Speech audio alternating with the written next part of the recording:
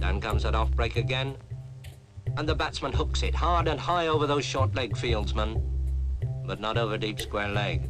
Even if we ignore terms like silly midon, LBW and googly, one has to admit that Test match cricket is, well, unique.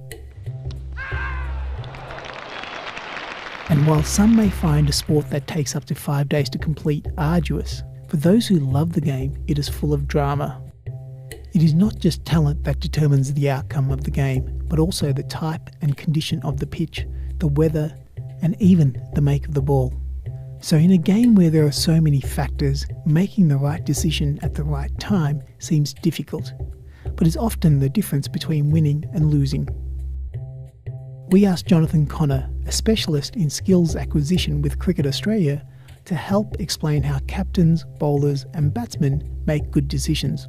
You know, as a researcher, using sport as like a vehicle to investigate complex perceptual motor decision making in humans is just incredible. Just the fact that we're able to take people who have practicing their sport for 5, 10, 15 years and then investigate what it is that practice has done to them, whether it's neurologically or even their coordination patterns, to understand, you know, what it is that separates those who become experts, international level players, and those who don't.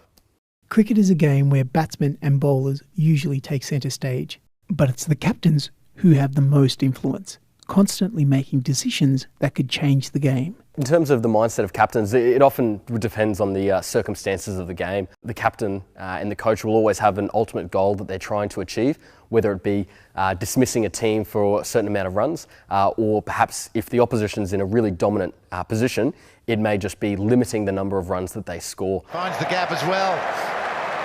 Aggression from Vince. So often what we see with Test match cricket is teams always trying to adapt to one another. So at different time periods of the game, you'll often see different strategies employed. And this requires the captain to be especially attuned to the situation of the game. The captain has to judge what he might think the batter is thinking, the position of the game, the pitch conditions, the ball, sort of judging who has the momentum, who is on top, and ultimately what their goal is, whether it's to take wickets early or limit the scoring run rate. One of the first decisions captains have to make is to choose whether to bat or bowl first if they win the toss. And this will mainly depend on the pitch. Each pitch has its own unique characteristics and almost has a reputation for what the ball might do on that particular surface. So often captains and coaches will have a pretty good idea of what to expect, but of the day of the game, they'll often inspect the pitch and basically make a decision as to whether they're going to bat or bowl first. And what they're probably often looking for is how much sort of moisture is in the pitch, how many cracks are appearing, and probably pretty importantly, where those cracks might appear. Here's Harris. Oh, wow! No, I think that might have hit a crack. One thing in Australia we're quite well known for is that it's usually faster and bouncier. While the bowlers may have the advantage very early on in the day, when the ball is new and the pitch is nice and green and soft, towards the back end of the day and day two, you'd expect that the pitch gets a bit drier and a bit harder and will ultimately be an advantage for the batting team at the time. Which is why captains usually like to bat first. Since the first test between England and Australia in 1877, teams have chosen to bat first about 70% of the time. But results from more than 2,000 test matches indicate no decisive advantage, with the chance of winning, losing and drawing the game about the same, whether teams bat first or second. The choices made by the fielding captain will have more influence on the game than the toss of the coin. Fielding captains, at the start of a game are often thinking quite strategically in terms of being very attacking in their mindset. So you can imagine at the start of the game, with new batters coming in, they're not acclimatised or accustomed or attuned to the surface, the opposition bowlers, so they're probably at their most vulnerable. Hence why fielding captains would look to set the most attacking fields. Now this might look like large gaps in certain areas to encourage the batter to play quite expansive shots. Could have anywhere between 3 to 4 slips. The cover region is often left without too many fielders, and that's to encourage some vertical bat shots that are often quite risky early on in the innings. The other one is leg side. Now, often captains will leave that area uncovered, so batters can play across the line of the ball, which is also quite at high risk early on. He's hit it straight to mid-wicket. There was a juggle on. As the game rolls on, the captain will employ different attacking methods. Often the ball will become a bit older and perhaps be swinging a little bit less. So the captain might employ some spin bowlers or even part-time bowlers that the batter is not quite accustomed to.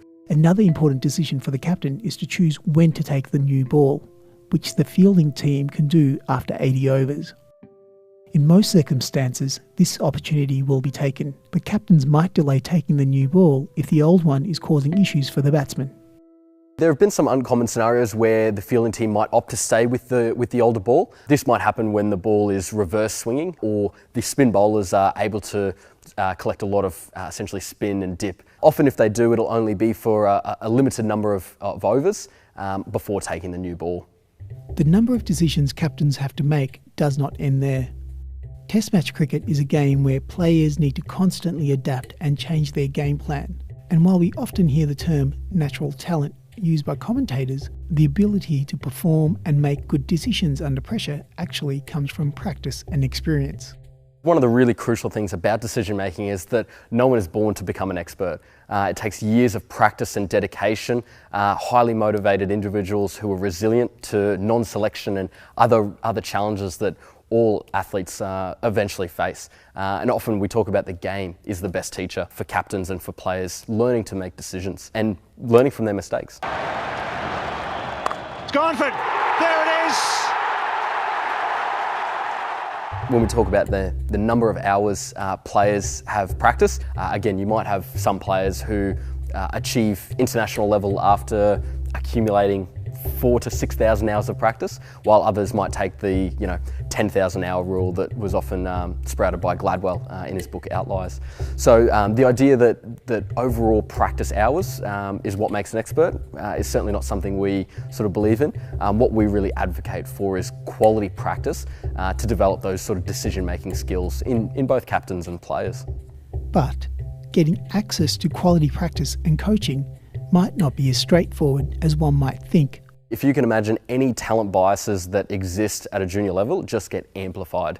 So the biggest one being that we're finding that kids who are considered all-rounders are more likely to make teams. Because let's say they don't do too well at batting, but their bowling is quite well. They'll get selected, they get more coaching, more resources, more opportunities, and essentially leave behind those that sort of don't get selected. But one thing we are finding, especially with something called the relative age effect, which is where we have a propensity as talent selectors to pick kids who are born in the first 3 to 6 months of the year and not select those born in the last 3 months of the year. Once we get to state level, what we find is that there's an evening out. So those born in the last 3 months of the year still make it into our state domestic system, and those abundant first quartile born players are the ones that are more likely to get cut and not make it to the top level. Being born in the last 3 months of the year, constantly having adversity, facing challenges, playing against people older than yourself, helps you to sort of make it to the top.